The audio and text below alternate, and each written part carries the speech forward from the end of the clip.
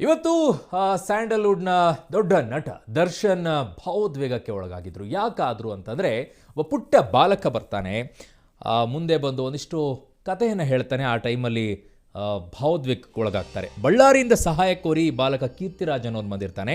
ಮಂಗಳೂರು ವೈದ್ಯರ ನಿರ್ಲಕ್ಷ್ಯದಿಂದ ಪಾಪ ಬಾಲಕ ಕಾಲನ್ನು ಕಳೆದುಕೊಂಡಿದ್ದ. ಘಟನೆ ಬಗ್ಗೆ ಬಾಲಕನ ತಾಯಿ ಹೇಳ್ತಾ ಇದ್ದಾಗ ದರ್ಶನ್ ಕಣ್ಣೀರನ್ನು ಇಡ್ತಾರೆ. ತನ್ನ ತಂದೆಯ ಸಾವಿನ ದುರಂತದ ಬಗ್ಗೆಯೂ ಕೂಡ ದರ್ಶನ್ ಬಿಚ್ಚಿಡ್ತಾರೆ. ಕಾಲಿಲ್ಲದ ಬಾಲಕ ಕುದುರೆ ಸವಾರಿ ಮಾಡಬೇಕು ಅಂದಾಗ ದರ್ಶನ್ ಕಣ್ಣೀರು ಹಾಕ್ತಾರೆ.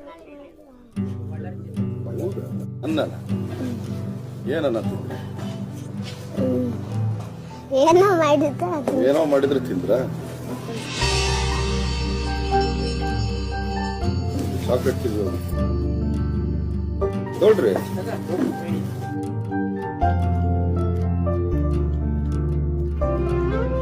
ಇದು ನಿಮ್ಗೆ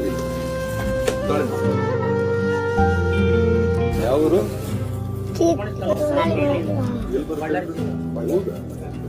ಮಂಗಳೂರು ಹಾಸ್ಪಿಟ್ಲಲ್ಲಿ ಕಷ್ಟ ಇದೆ, ಕರ್ಕೊಂಡು ಹೋಗ್ಬಿಡಿ ಅಂತ.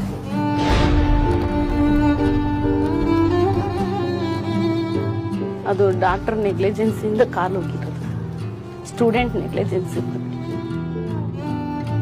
ಡ್ಯಾನ್ಸರ್ಸ್ ಡ್ಯಾನ್ಸ್ ಎಲ್ಲ ಮಾಡ್ತೀರೇನ್ರಿ? ಸಂಗೊಳ್ಳಿ ರಾಯಣ್ಣ ಅಂತಂದ್ರೆ ತುಂಬಾ ಇಷ್ಟ. ಬೇಡ ಬಿಡಮ್ಮನೆ.